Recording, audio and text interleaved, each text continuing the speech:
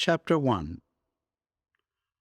I remember Jim's description of the woman who made her. How could a woman like that make a beautiful doll? My name is Stephen Amity, and I am a doctor. I live and work in London, and I have a house by the River Thames. Everything in this story happened because of a doll. It is a strange story, but true. It began on an October day 3 years ago. I can remember it clearly. The early morning sun was shining on the river when I left my house. I went to buy a copy of the Times, as usual. There was a flower shop on the corner of the road where I lived. I could see the brightly coloured flowers as I reached the corner. I turned into Abbey Lane and continued walking. I was enjoying the warm October sun. After a few minutes, I arrived at the newspaper shop. Suddenly, I remembered that it was my niece's birthday next week. So I stopped and looked in the shop window. There were games and toys, paper and pens, books and sweets in the window. Most of it has been in that window for years, I thought to myself. I almost decided that there was nothing in the window for my niece. Then I saw a doll. She was half hidden in the corner of the window. She was made of cloth, and she had a painted face. The face was special. It had a lovely, gentle look, but sad eyes. Suddenly, I felt sorry for her, sitting in that crowded window. I know that this sounds strange, but I decided to go inside and to look at her more closely. The shop was owned by a man named Jim Carter. "Good morning, Dr. Amity," he said brightly when I walked in. "Do you hold the Times as usual?" "Yes, please, Jim," I replied. "And I need a present for a little girl. It's her birthday next week." "Is it?" said Jim. "Yes," I said. "I was looking at that cloth doll in your window." "Oh," said Jim. "The one that's half hidden in the corner," I said. Jim looked surprised. "That doll?" he said. "She's a little unusual." "Can I see her?" I said. "She's also very expensive," he said. He took the doll from the window and gave her to me, and I nearly dropped her in surprise. She was beautifully made. She seemed almost alive. Her dress and other clothes were handmade, not made by a machine, and her face was hand-painted. I could see it clearly. "She's lovely," I thought. She was made with a lot of love. I could see this love in the doll's face. I put it down gently. "How much do you want for her, Jim?" I asked. £12, Dr. Amity," he answered. He saw the surprise in my face and continued, "She's expensive. I did say that, didn't I?" "You did," I agreed. "Dolls like this cost as much as £20 in the centre of London," said Jim. "But I'll tell you what I'll do, Doctor. I'll sell her to you for £11. Who makes them? I asked. I'd like to know something about the person who can make beautiful dolls like this. The woman has lived in Hardley Street for some years now, said Jim. She sometimes comes into my shop and she brings me the doll. What's her name? I asked. I'm not sure, Jim answered. It's something like Calamy. What's she like? I said. She's a tall woman with red hair, and she wears very expensive coats and hats, replied Jim. But she's got a very serious face. She never says very much when she comes into the shop. I'm honestly always glad when she leaves. He stopped for a minute and then said, and I've never seen her smile. I couldn't understand this. How could a woman like that make dolls as beautiful as these? I'll buy the doll, I said at last. £11 seemed a lot of money for a doll. As I counted out the pound notes, I felt a little silly. Yes, the doll was a present. But I knew the real reason for buying her. I didn't want to leave her in that shop window. I took the doll home and put her in my small bedroom. She seemed to fill the room with her loveliness. I carefully put her into a box. Then I covered the box with brown paper. Later, in the afternoon, I went to the post office and posted it to my niece. In the following days, I could not stop thinking about the doll, or about the gentle face and the sad eyes. I remembered Jim's description of the woman who made her. How could a woman like that make a beautiful doll? It was difficult to believe. So, who was she? I wanted to know. But the weather got cold and wet. Children in the area became ill, and I was suddenly very busy. I soon forgot about the woman and the doll. One day, a few weeks later, my telephone rang. A woman's voice said, "Is that Dr. Amani?" "Yes, it is," I said. "Do you visit people who can pay for your visit?" the woman asked. "Yes, sometimes," I replied. "How much does it cost?" she asked. The voice sounded unpleasant. The woman seemed to think that money was more important than the sick person.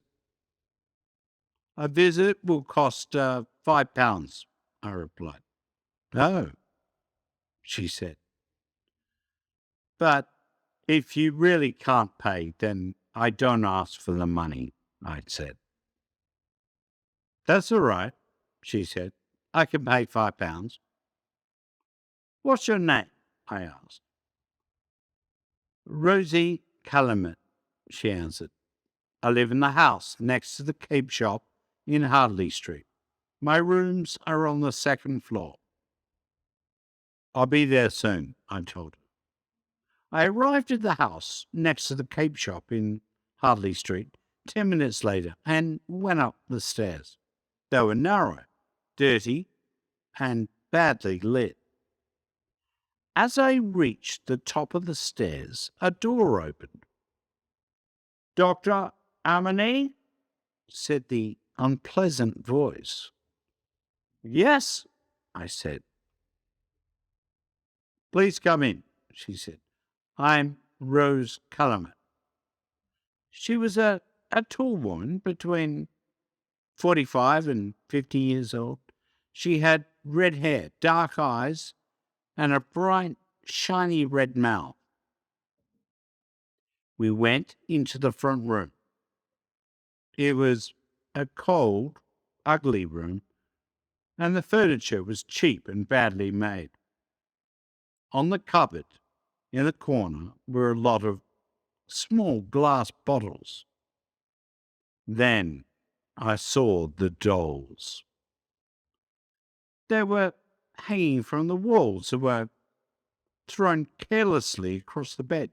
Each doll was different, but each one was as beautiful as my doll. It seemed impossible that this rough, unpleasant woman could make them. Rose Cullerman looked closely at me. "You're a very young doctor," she said. "I'm older than I look," I said coldly. "You think that I'm too young. Shall I go away again?" She laughed at me. "You don't need to be angry, doctor," she said. "You're very good looking for a doctor." "And I'm a very busy doctor," I said. "Are you the person who's ill?" "No, it's my niece," she replied. "She's in the back room. I'll take you to her." Before we went in, I had to know about the dolls. "Do you make these dolls?" I asked. "Yes," she replied. "Why?" I felt very sad. "I bought one for someone's birthday," I said quietly. She laughed. "And I'm sure that you paid a lot of money for it," she said. She took me to a smaller room at the back and started to open the door. "Mary, it's the doctor," she shouted. Then she pushed the door open wider to let me in. "Don't be surprised when you see her, doctor," she said loudly. "Her left leg is twisted." The girl, Mary, was sitting in a chair by the window. She heard the woman's words. A look of unhappiness crossed her pale face, and there was pain in her large, dark eyes. I was angry at the red-haired woman. The words were unnecessary. She wanted to hurt the girl. Mary was not more than 25 years old, but I could see immediately that she was very ill. I looked again into those dark eyes. Something inside her is dying, I thought.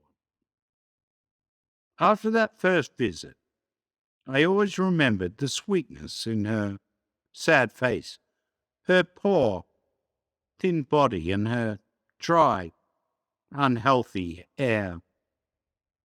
But something filled me with happiness.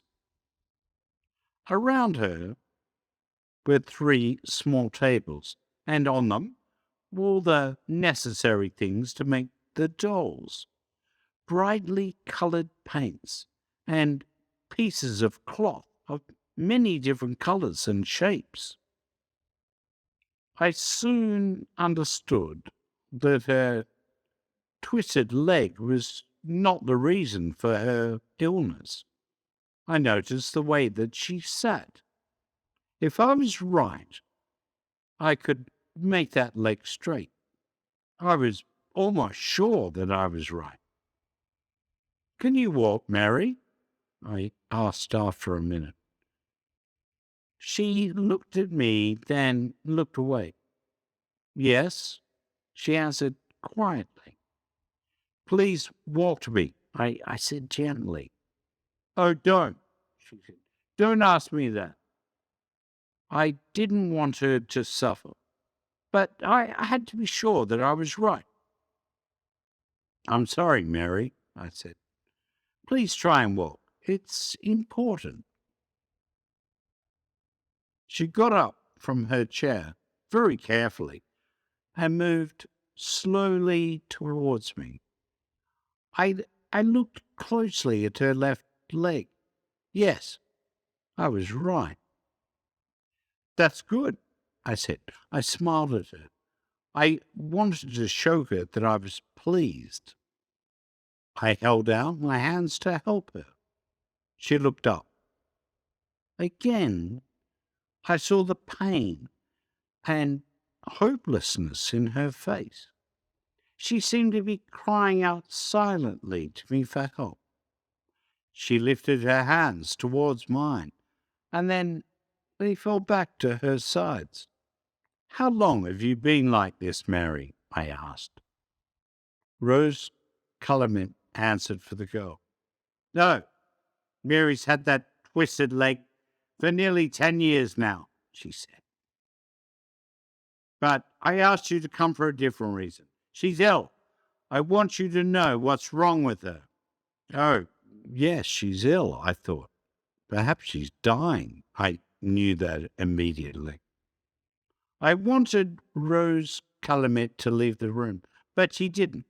She laughed and said, I'm staying here, Dr. Amany. You look at Mary. Then you can tell me what the problem is. When I finished my examination of Mary, I went with Rose into the front room. It's possible to make her leg straight, I said. Did you know that? With help, she could walk in. Stop! She shouted loudly. I jumped. That's enough. You must never say anything about that to her. The best doctors cannot help her. No stupid young man is going to give her hope. If you ever do, you won't come here again. I want to know what's wrong with her. She can't eat or sleep, and she isn't really working. Now, tell me, what did you learn from your examination of her? I don't know what's wrong with her yet, I replied. But something is slowly destroying her. I know that. I shall want to see her again soon. I'm going to give her some medicine. It will make her feel stronger. Then I'll call again in a few days. Don't say anything about making her leg straight, she said. Do you understand? If you do, I'll get another doctor. All right, I said. I wanted to be able to visit Mary again, and I thought to myself, perhaps when Mary's feeling better, I can talk to her about her leg. I was ready to leave. I picked up my bag. These dolls, I said. Yes, she said. I thought that you made them, I said. I do, she said in her unpleasant way. I draw them. Mary makes them. It stops her thinking about her leg. I don't want her to think about the fact that she'll never marry. She'll never have children. I walked out into the bright October sunshine. I knew that Rose Calumet was lying. I now knew the sweet person who made those special dolls. I was happy about this, but I was also worried about Mary. I had to discover what was wrong with her. I had to know before she died. Chapter 2. Without Mary and the dolls, the money will end. But what was killing Mary, I still did not know. I discovered more about Mary during my next few visits. Her name was Mary Nora. When she was 15 years old, she was in a bad car crash. Her mother and father were killed, and Mary was very badly hurt. The car crash was the reason for her twisted leg. Rose Cullerman offered to look after Mary. The law finally agreed because there was no other person to look after the young girl. Rose always thought that Mary's father was a rich man. Then she learned that there was only a small amount of money. After that, she was unkind to Mary. She made her very unhappy. Mary was never able to forget her leg. Her aunt seemed to say, "No man will love you. You will never get married and have children. No man wants a wife with a twisted leg." The years passed, and Mary began to believe her aunt. She stayed with her. She did what her aunt wanted her to do.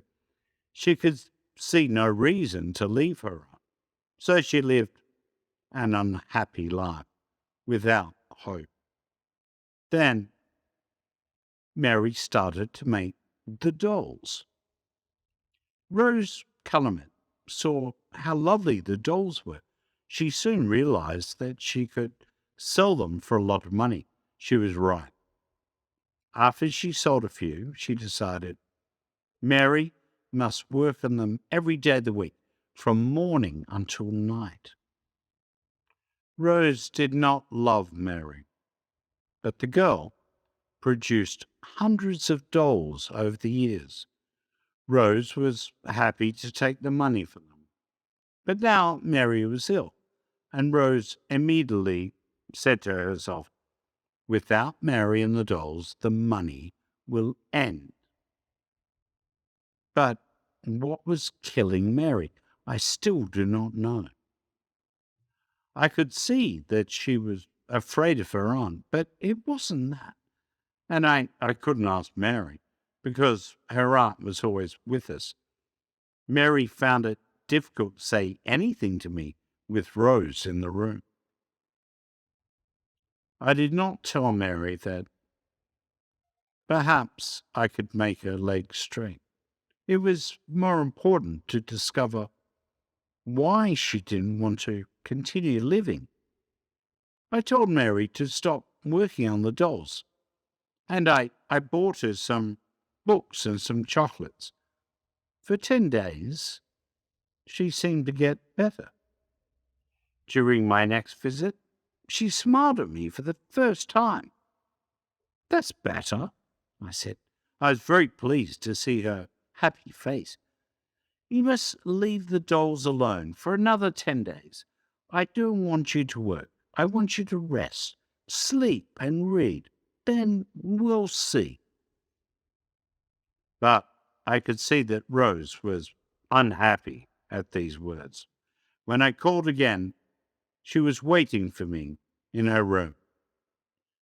"You don't need to come any more, Dr. Harmony," she said coldly. "But Mary must not," I started to say. "Mary is much better now," she said quickly. "Goodbye, Doctor." My eyes went to the box in the corner of the room. There were 3 new dolls lying on top of it. Their faces were as lovely as ever, but they had the look of death on them. Suddenly, I was frightened for Mary. I knew that Rose Cullerman was lying. I wanted to push this woman out of the way and crash through the door and see Mary. But I was a doctor. When doctors are told to leave, they have to go.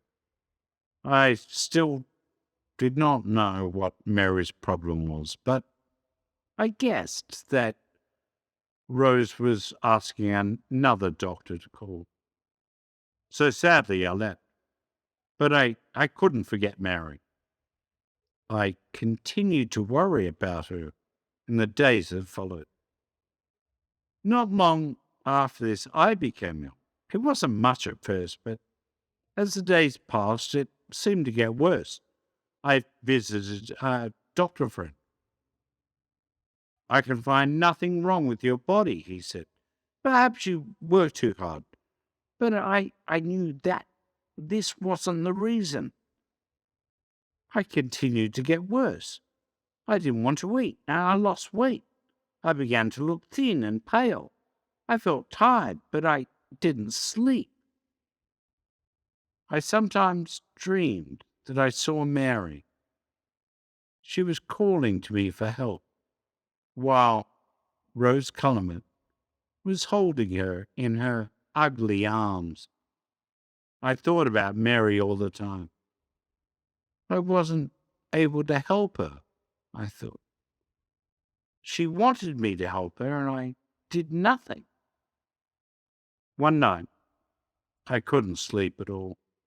I walked up and down my room, thinking about myself and my illness. It seemed that I was suffering from the same illness as Mary. Suddenly, I knew what was wrong. I was in love with Mary Nolan, and because I couldn't look after her, I felt ill and unhappy. I know why Mary's dying, I thought. She's dying because nobody loves her. Nobody in the world is giving her hope for the future. Her mother and father are dead. Her aunt only keeps her because she makes money from Mary's dolls. Mary has no friends, and she feels ugly because of her leg. Her life is empty, except for the dolls. I have to see her. I have to speak to her for a few minutes, alone, or she'll be lost to me forever. I thought about this all through the night, and the next morning I telephoned Jim Carter at his shop. "This is Dr. Amony, Jim," I said. "Will you help me?" "I'll do what I can for you, Doctor," Jim said. "You saved my son's life last year, and I'll never forget that. How can I help you?" "Thanks, Jim," I said. "Do you remember Mrs. Rose Cullinan, the doll woman?" "Yes, of course," said Jim. "When she comes into your shop again, I want you to telephone me. Then have a long conversation with her," I said. "I need 20 minutes. All right?" "All right," said Jim. "Good," I said. "Thanks, Jim. I'll remember this for the rest of my life." I was worried about a telephone call while I was out. So each evening, I put my head round the door of his shop, but he just shook his head. There was no news. Then, one day, at 5 o'clock in the afternoon, the telephone rang. It was Jim. He just said, "She's here." I ran to the house where Mary lived. When I got there, I ran up the stairs. Luckily, the door was not locked, and I hurried through into Mary's room. She looked so thin now and very ill. She still had the paints and pieces of cloth around her. I thought, she wants to make one more doll before she dies. She looked up when I came into the room. Her eyes opened wide in surprise when she saw me. She thought that it was Rose. She said my name, but she didn't call me Dr. Amony. She called me Stephen. "Mary," I cried, "I've come to help you. I know what's making you ill." "Does it matter now?" she said quietly. "There's still time, Mary," I said. "I know your secret. I know how I can make you well.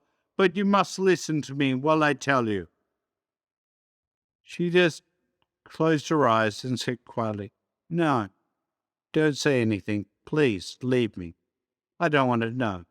The end is near now." I sat down and held her hand. "Mary, please listen to me," I said gently. "When children are growing up, they receive love from their family. Then, when they're older, they can give that love to other people. They give love, and at the same time, they receive kindness, happiness, and hope. Then, they have more love than they can give. But you've given your love, Mary, and you've received nothing. Now you have no love that you can give.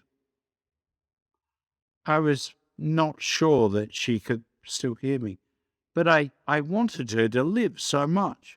I had to continue. It was your aunt, I said.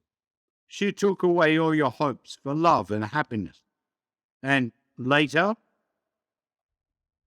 I continued, she did a worse thing.